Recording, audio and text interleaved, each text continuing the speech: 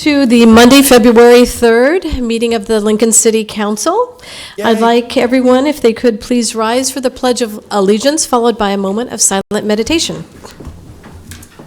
I pledge allegiance to the flag of the United States of America and to the republic for which it stands, one nation, under God, indivisible, with liberty and justice for all.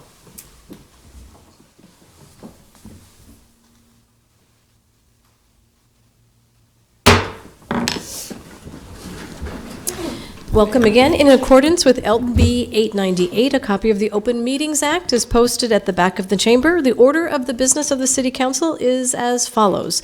The clerk will call the items listed on the agenda under public hearing. Anyone wishing to speak on an item should come forward after the clerk reads that item. The applicant and those in favor should speak first, then those opposed. The applicant may then make one short rebuttal. Each speaker should begin by stating name, address, and whether you are speaking in favor of or in opposition to the item. Testimony is limited to 5 minutes per speaker. After all public hearings, the council will vote on resolutions and items listed under third reading. On the second and last meetings of the month, immediately prior to adjournment, anyone may speak on any issue not on the agenda for that date, nor plan for a future agenda, and tonight is not an open mic night. So will the clerk please call the first item of business?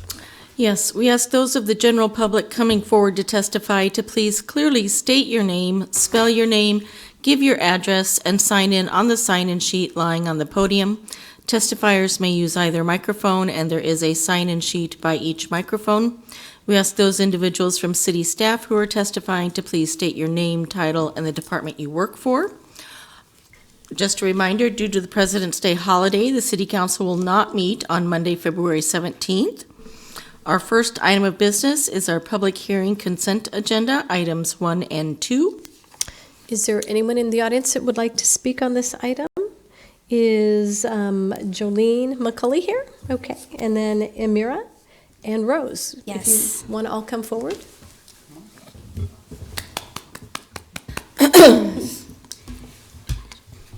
Good afternoon, council members. My name is Mindy Rush Chipman. I'm the director of the Lincoln Commission on Human Rights.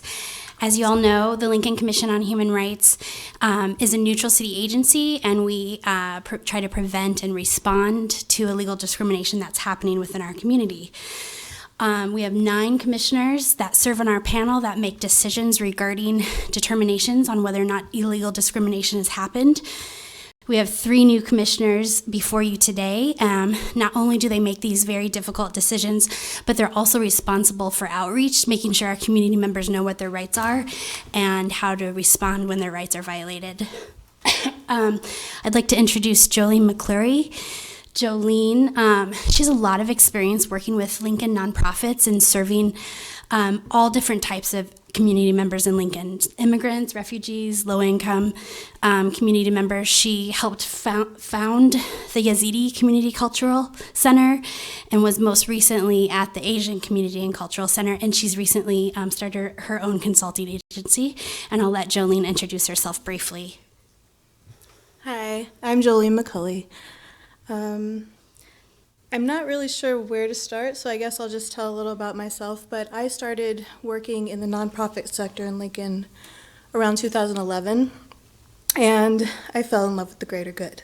So anything I can do in my community to help speak for the people that I've helped all these years and also to contribute to equality is what I am trying to do. Wonderful. Yay. Thank you. Are there any questions for Ms. McCulley? Thank you so much for your service. Thank you. The next potential commissioner I wanted to introduce is Amira Ibrahim Peshik. She is currently a professor and assistant director of UNL's Global Studies program. Amira was a Bosnian refugee to Lincoln in 1995, and she currently advises students regarding their human rights studies, global studies fields of work. Go ahead and introduce yourself, Amira. Yeah, so as Mindy introduced, I came to Lincoln, Nebraska in 1995 as part of the refugee wave at that time for the Balkans. The city did a lot for me and allowed me to make a wonderful life for myself and my family, and I wanted to do something to give back. And of course, as a refugee and as somebody who understands the importance of human rights sort of on a personal level, going through that experience, I've taught my students about that, and I figured it was time to sort of give back to our wider community, not just to the students at UNL, but to the city that I love and I live in. So thank you. Thank you very much. Thank you for your service and the stories that you bring. Are there any other questions for? Well, Rose. One more time. And Ms. Godinez? So Rose Godinez, she is currently a legal and policy counsel attorney for the ACLU of Nebraska, where she advocates for rights of our community members on a daily basis. In fact, she had to get coverage today for her cohort to represent her at the Unicam. Ms. Godinez previously worked for Justice for Our Neighbors, the Immigrant Legal Center, as a nonprofit attorney, and so she'll make a great complement to our commission as well. Rose? Hello. Thank you for having me. As Mindy said, I'm currently an attorney with the ACLU, and I look forward to bringing that constitutional law experience to the commission. But also, in addition to my professional experience, I'm a daughter of immigrants and first generation. I was a first generation college student, law school student, and I hope to bring that also to the new city where I come and live and call home. I come from Lexington, Nebraska, where I used to practice immigration law, and Lincoln has been very welcoming to me, and I'm very happy to be a resident here. So thank you. Well, we are honored by your service and your expertise. You brought the A-team with you. This is amazing. So we Yes. are so fortunate to have so much talent in our city, so thank you. Any questions? We're just grateful. You will add so much, so thank you again. Thank you. Yeah. Is there anyone else that would like to testify on this item in the audience?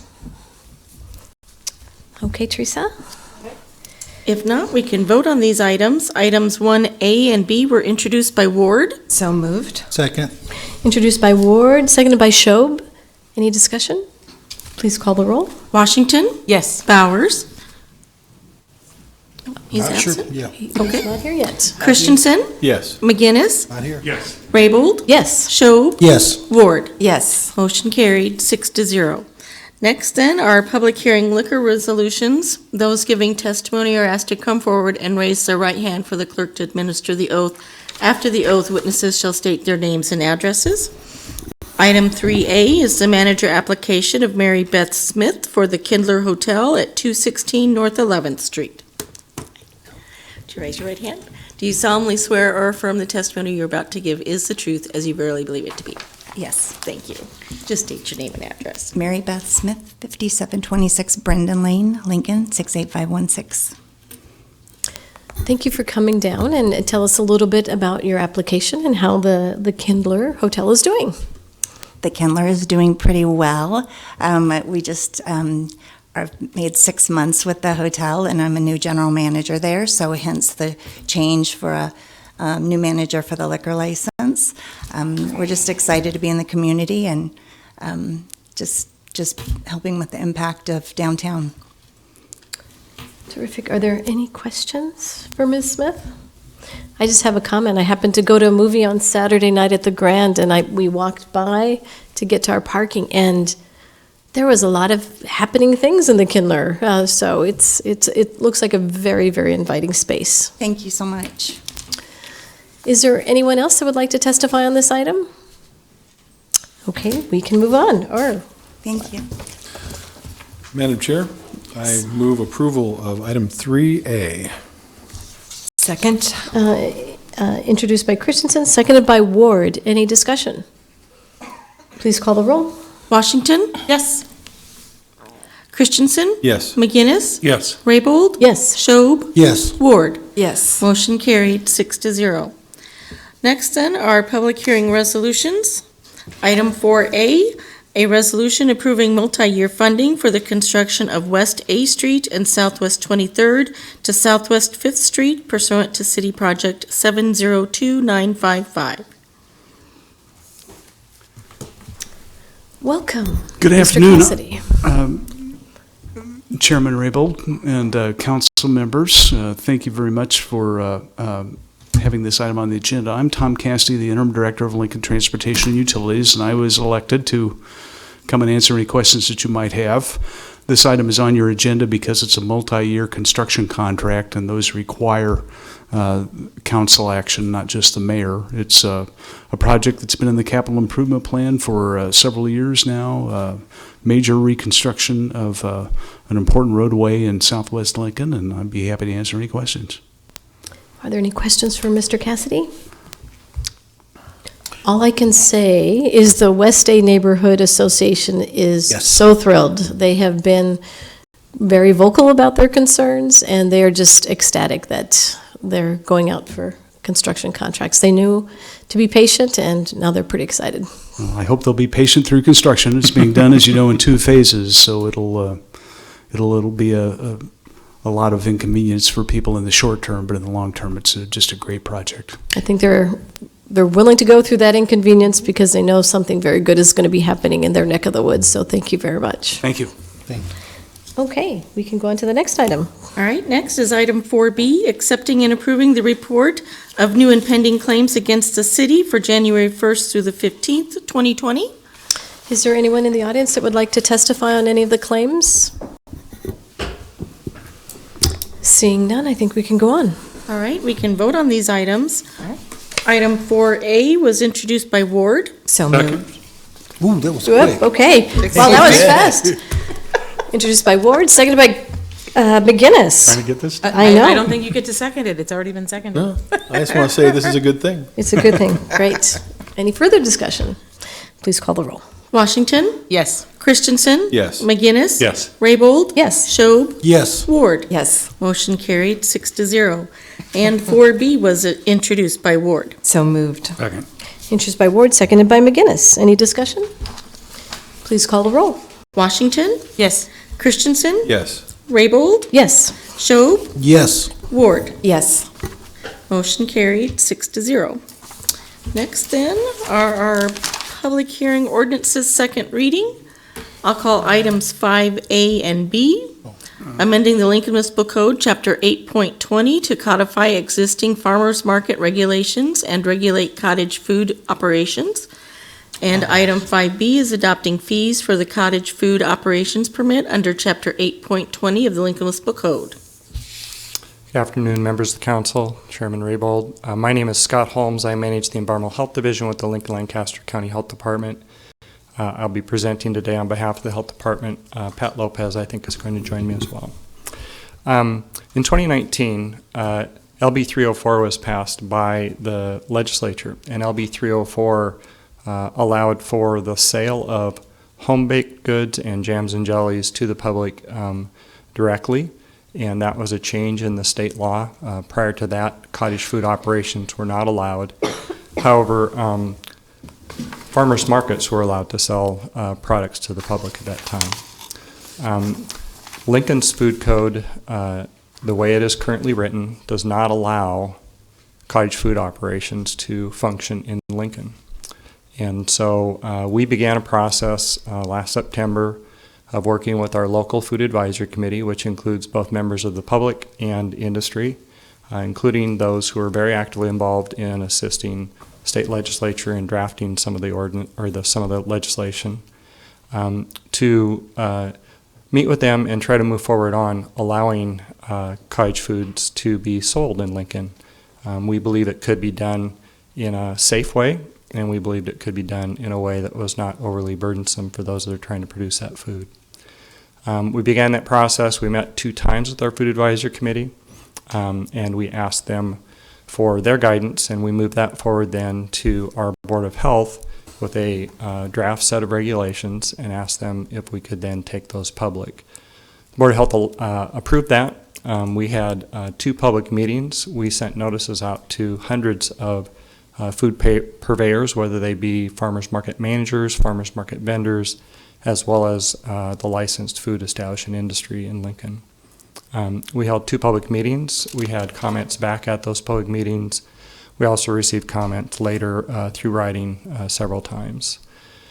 We worked with the law department to draft an ordinance that would allow the sale of public cottage foods in Lincoln. And what we tried to do particularly was make it similar to what we're currently doing already with farmers markets. With farmers markets, we do inspect at the market.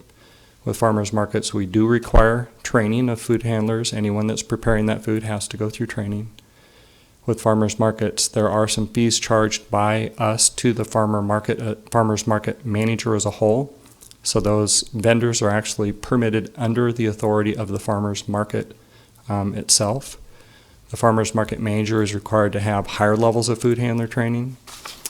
And so we tried to put forth something that would address those things. And when we put together the ordinance, those were our goals, was to try to make it a fair and consistent process between cottage food operations and what we already did with farmers markets. There was one big difference between the two operations, and that was that cottage food operations, since they could operate out of their home, they did not have to come to any specific location to sell their food. They can sell their food from their home. They can sell it on the internet. They can sell it to any neighbors or friends or anyone that sees their food advertised on Facebook, etc. And so we felt there was a need for some sort of inspection process for that to assure that they were following basic sanitation standards. And we included an inspection requirement within the code. So those are the main things that this code does. Because this was a complete addition to our food code, you'll see that we had to modify multiple sections of the code. It included almost 20 different areas that we had to update and include the concept of cottage foods in the code. We did recommend a fee of $30. That fee is intended to offset some of the costs that will be involved in working with our cottage food operators and assisting them in getting their businesses up and operating safely. And so with that, I'd be happy to answer any questions that you may have. Rich, or Brian, sorry. So currently, operating as a cottage food producer, seller is unlawful in the city of Lincoln. That's correct. So if we were to remove that prohibition for the cottage food production and sale of food and rely solely on the state law, would consumers still be protected? I don't believe so. So you're saying the state law is deficient, ineffective, not acceptable? I would say yes. Mm-hmm. We worked again with the background that we used for our proposed regulations was developed by the Association of Food and Drug Officials. This was developed in 2012. They put out guidelines many years ago on cottage foods, and even home-baked goods pose a risk, especially on things like hepatitis A, and then handling that food post, if it's not done safely, you can be looking at Salmonella, E. coli, or Staph aureus food poisoning. And we want it to be done safely. We want to protect our community. It's one thing to have a few people out in other parts of Nebraska, a small county, get sick with something. It's another thing to have it happen here, where we have a much higher population, much easier to transmit from one to another person. Spreads in our child cares. We have child cares that are bigger than some towns. So we have need for a little higher level of protection locally than we do in the state. Scott, could you tell a little bit about the inspection? Is the inspection included in that $30 fee, and walk us through what an inspector might be looking at? Sure. So the inspection would be included in the $30 fee. In essence, what we're expecting to do with the inspection is a verification, and it's a verification that they're only preparing non-potentially hazardous foods, which are called also time temperature controlled for safety food, a rather complicated term. But it basically means that they cannot support bacterial growth. And we would be looking at the basic cleanliness and sanitation in the kitchen, asking them questions like about ensuring that they don't have pets in the kitchen while they're producing that food, that there are no young children in diapers while they're producing that food, that no one is handling the food that is not trained in how to do that safely. And those are the kind of things that we'd be looking at, where they store the food, prepare it. Yeah. Yes, Richard. Quick question, Scott, on that a little bit is, how many are we figuring permits that we will be looking to do, and someone won't be able to operate until they get a permit? So if we had 30 of them, would you be able to inspect 30? Yes. Okay. Mm-hmm.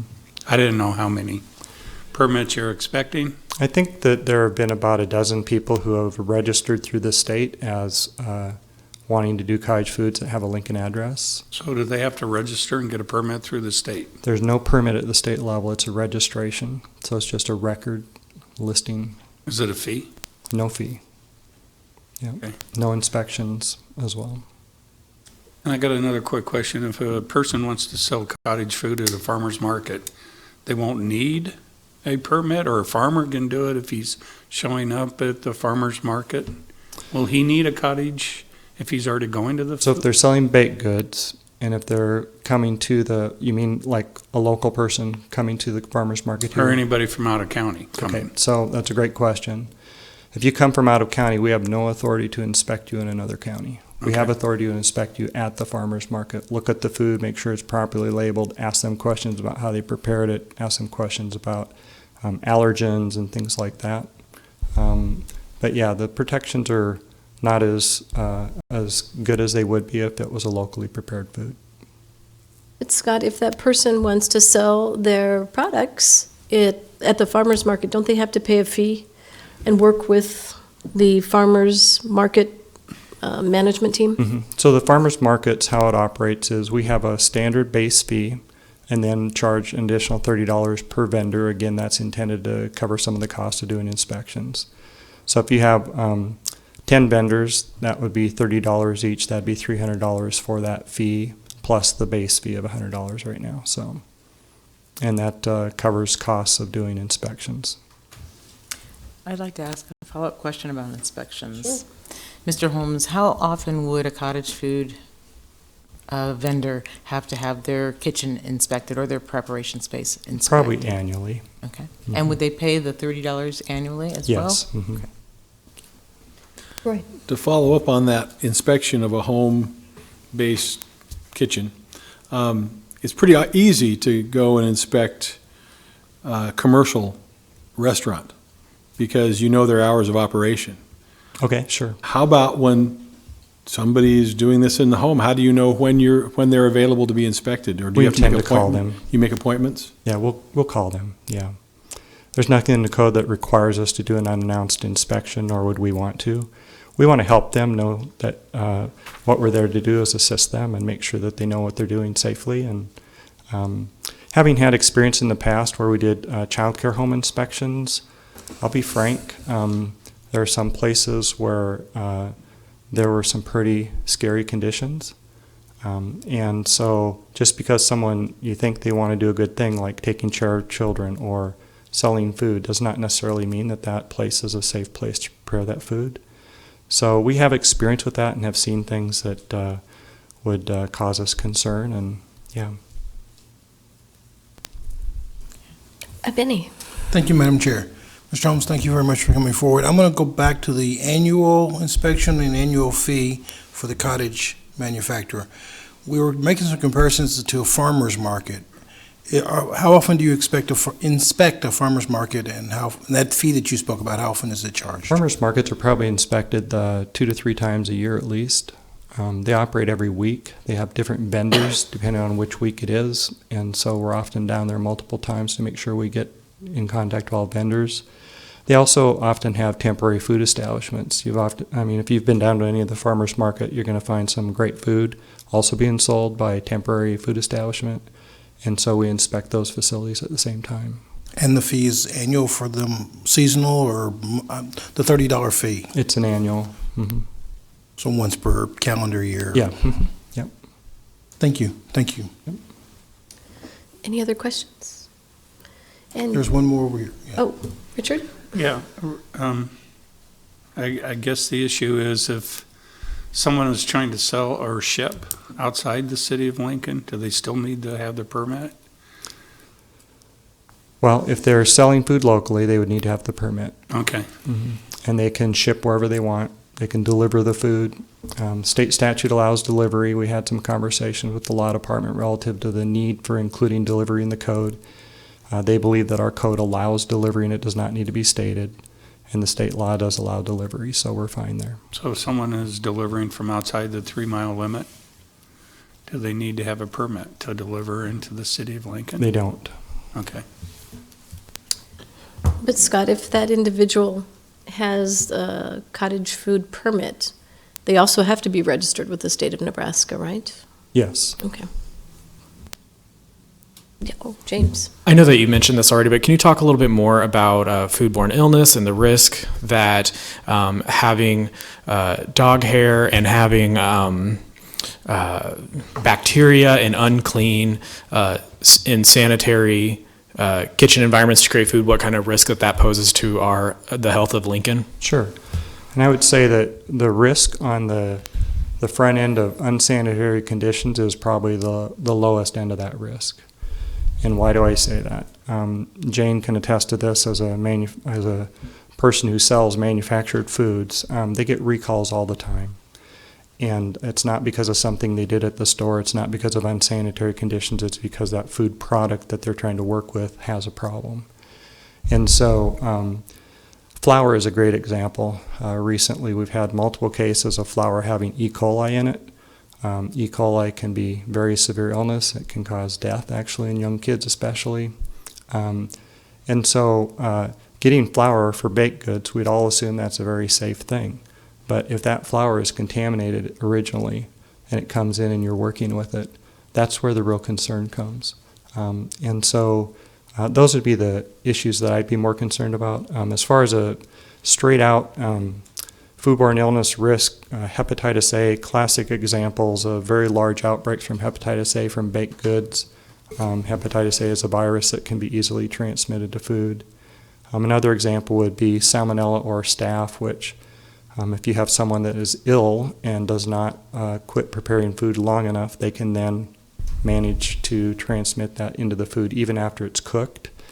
And so while they're trying to do packaging or something, if they were not doing that safely using no bare hand contact. So those would be our concerns, and we think we can avoid those. We think we've avoided them for many years with our training and assistance we provided to our food market vendors at the farmers markets, and we'd like to prevent the same from cottage foods. If someone has salmonella or hepatitis, or if they catch hepatitis A or catch salmonella, what are some of the symptoms of that? What impact does that have on their body? What happens to them? So salmonella is classically vomiting and diarrhea. Hepatitis A affects the liver, and you have different symptoms. Each of the organisms has different exhibits of symptoms. Staph is commonly caused from a cut or a wound that has staph in it, and touching the hand of the face and then handling food would be a common classic example. Having investigated such outbreaks that have affected over 100 people from someone that had a small cut on their thumb that was slicing food, it's very easily transmitted. So, yeah. And then I think the last question I have is, so people who may be older or young children or people with compromised immune systems might especially be at risk of succumbing to having a more serious illness, symptoms of their illness, if they became infected with salmonella or caught salmonella through unsafe cooking environments. Most definitely, yeah. So our most vulnerable people are older and younger, and they're often housed in conditions which involve congregate housing or in child care, and those are places where illnesses transmit much more readily, so those would be additional concerns. Thank you. Richard? Any other municipalities creating their own laws above and beyond the states at this point? So in Nebraska, the only communities that actually have authority passed down through them by the state Department of Agriculture for doing food inspections are Lincoln, Omaha, and Grand Island. Omaha attended our meetings and listened in on what we're doing. Grand Island has not addressed it yet. Okay. Are there any other questions for Scott? And Pat, were you going to address a few remarks? No? Okay. Just say, I'm sorry, Pat Lopez, Health Director. I just want to reemphasize that our main goal is public safety and looking at the code, and that we really had a very open, vigorous process with the Food Advisory Committee that works with the Board of Health, as well as inviting as many consumers as possible to public meetings. That's one of the things I think that's been very beneficial in our community, is that we do work very closely with the retailers themselves, and we're here to support the business. We want to see the cottage food industry grow in our community. Thanks. Thank you. Yes, and is there anyone else who would like to testify on this item? Welcome. Thank you. I'll fill this out first. Forgive me, I'm getting over a sinus infection, so my voice is going to fail. My name's Phil Sang, Philseng. I live at 4840 South 71st Street in Lincoln, Nebraska. It's also the address of my business, P.S. It's Gluten Free LLC, cottage food operation registered with the state. And I've been a home baker for the farmer's market for 6 years now. I'm in favor of this resolution with caveats. I've emailed all of you separately, or all in one group email, and I don't really want to go over all that again, but I want to draw your attention to some definitions on the resolution and the ordinance as well. So on the resolution, which has the fee schedule, on page 2 at line 22, this is the farmer's market, there's the basic fee, and then it reads, plus a vendor fee for each vendor selling foods, yada, yada, yada. Now, if you look at the ordinance on page 5, and I'm jumping around a lot, I've lost my place. Sorry about this. Sinus infections did a number on me. I'm looking for the definition of vendor. It's on page 5. A vendor shall mean a retail food establishment selling food to an end-use consumer, such as food concessions booth or stand or mobile food unit or push cart. Now, why that's important is that if we go back to the definition of a cottage food operation that's being set forth, a cottage food operation shall not operate as a food service establishment. Okay? So it's in the code that they are classifying us not as a vendor, but then the fee schedule applies to vendors, as it's actually written. Now, even it's more problematic and it gets more confusing because even in the ordinance or the resolution, I forget which one it is, the ordinance that you're approving, setting forth all the limitations and things that cottage food operations can do, they use the term vendor when they talk about cottage food operations or farmers market vendors. But home bakers and cottage food operations would not count as vendors according to the definition of vendor. Okay? So all I'm asking is that that language be clarified so it's a better law. And I don't know the solution to that, but that's not my responsibility, I don't think.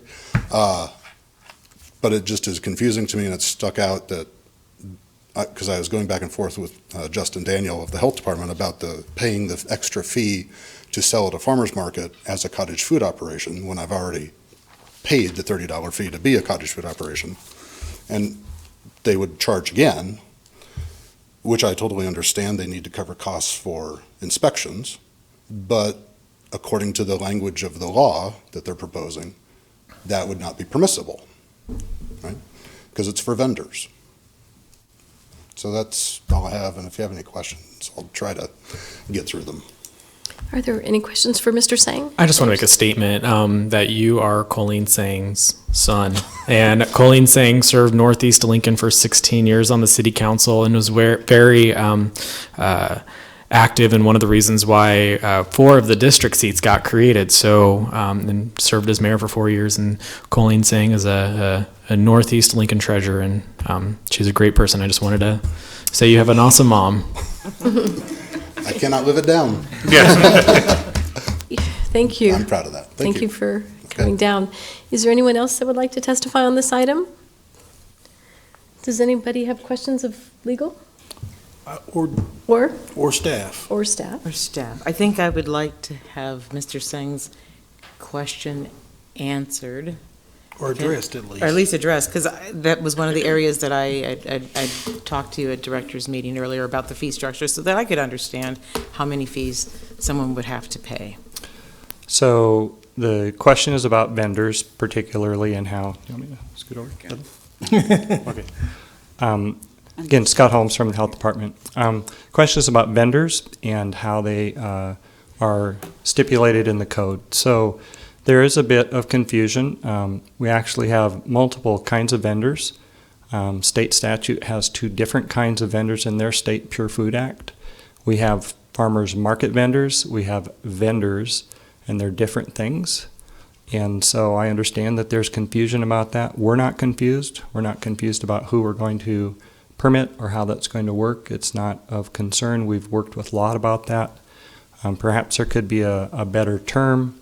The reason that the word vendor exists in our code is because of how the state defined vendor, and it was different than what it should be for us locally.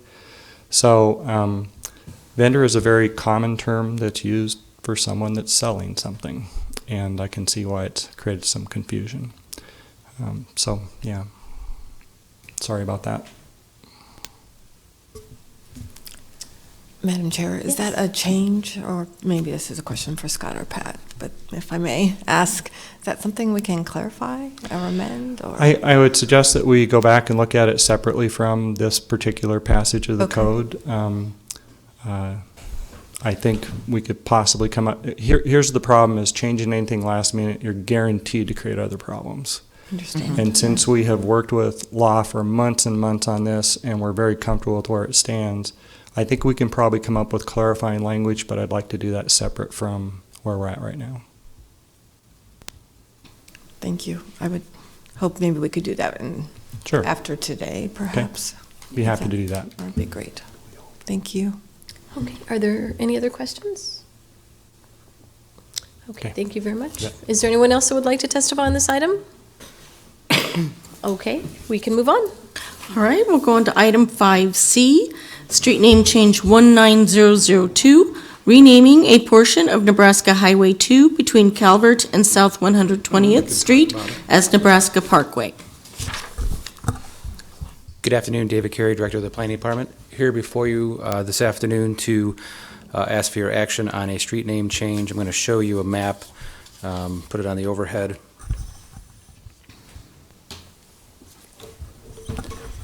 The stretch of Nebraska Highway 2 that we're speaking of begins at Calvert Street and actually goes all the way to outside of the city limits. So there actually was a companion action that will be taken by the county board. It's on their agenda for tomorrow as well. So that the stretch of Nebraska Highway 2 within city limits as well as outside of city limits in the county would be changed to Nebraska Parkway. It has gone through our street naming committee with approval. We felt like it brings with it kind of a sense of history there, with it having been Nebraska Highway 2 and then going to Nebraska Parkway. We also have Capitol Parkway and Antelope Valley Parkway here in the city, so there's some tie-ins there as well. The street name change, just to be clear, affects 12 individual properties, 9 of which are not the Department of Transportation. They all have been contacted about this change. One other piece of information to provide for you is, well, to be clear, this is changing because the South Beltway is being constructed. That is a good thing. So we are happy to propose this to you for your support. Go that way first. He has ended longer.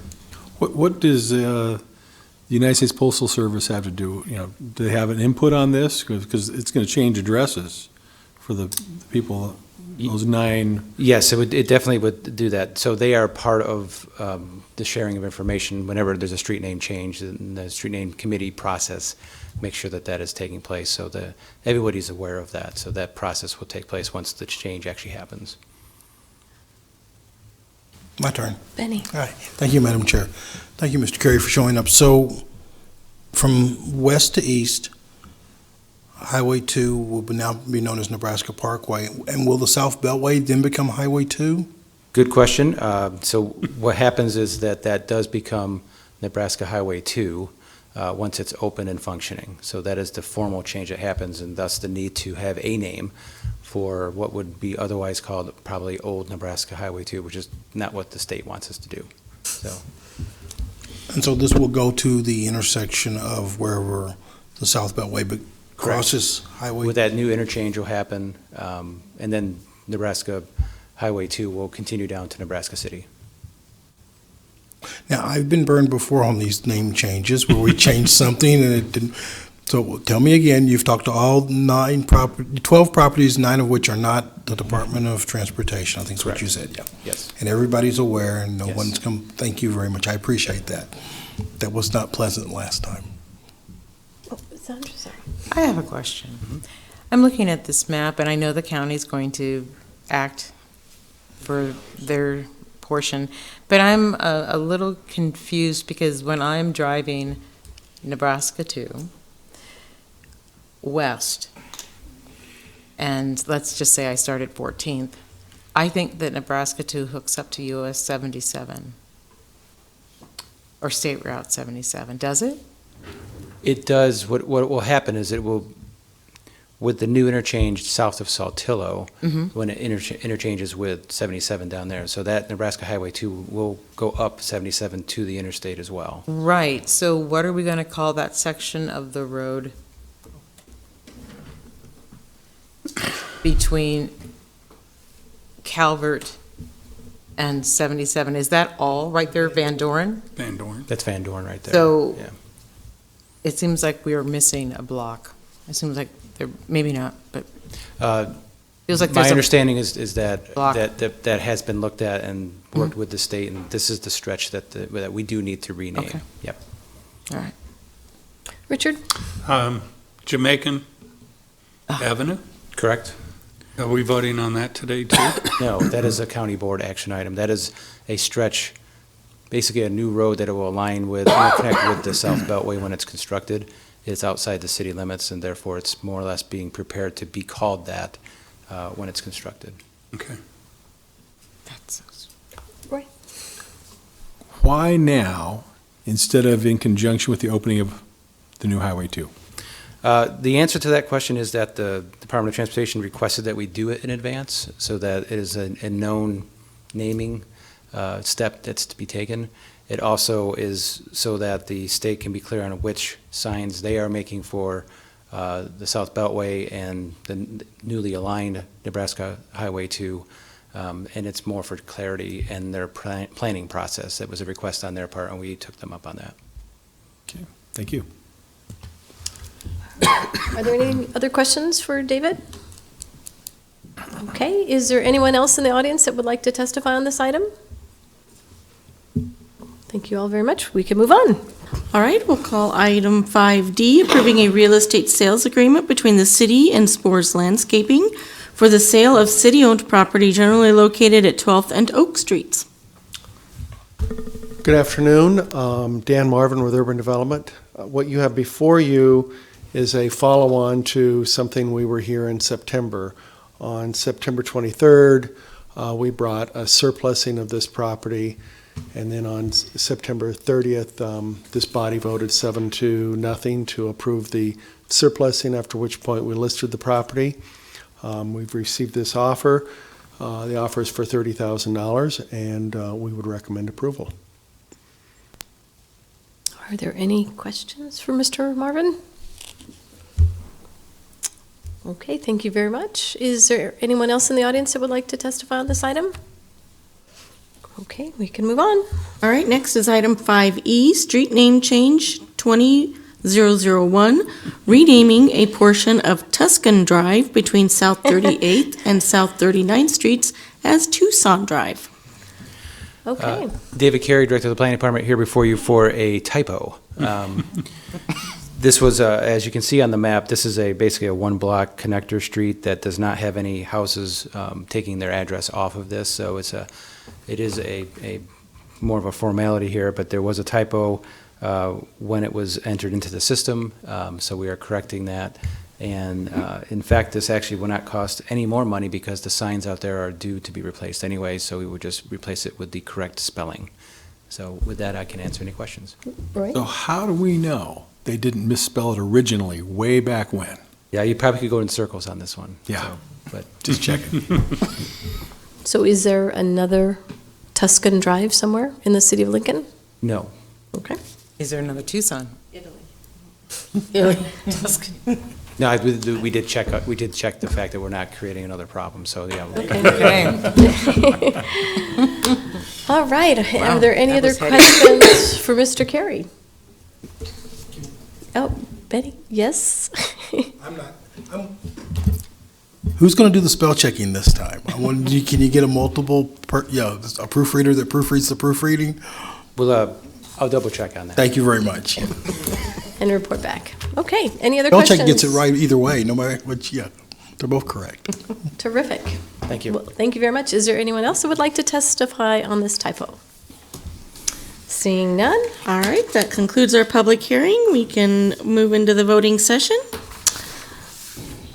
Ordinances third reading, item 6A, an ordinance amending chapters 10.40 entitled Snow Emergencies and 10.41 entitled Snow Removal Districts of the Lincoln Municipal Code to define authorized official and snow emergency and amending the terms relating to snow removal districts, introduced by Shob. So moved. Second. Introduced by Shob, seconded by McGinnis. And I would like to offer an amendment, so I'd like to move an amendment. The amendment would make a change in line 14 and 15, and it would clearly state that the authorized official for the snow emergency shall mean the mayor, or if he or she so delegates, the mayor has the authority to delegate one of three other positions. Is there a second on this motion? Thank you. Seconded by Christensen. Okay. And then, would you like to address it in more detail? I just think that it will create a little bit more clarity. As it was written in the original form, it said one of four titles could be the authorizing official, and it felt like it would be, respectfully speaking, a smidge of a scrum, that whoever jumped on it first got to be the authorized official, and I thought we should have a little bit more of a chain of command, and it should be clear. I think this clarifies it. Thank you, Mr. Kirkpatrick.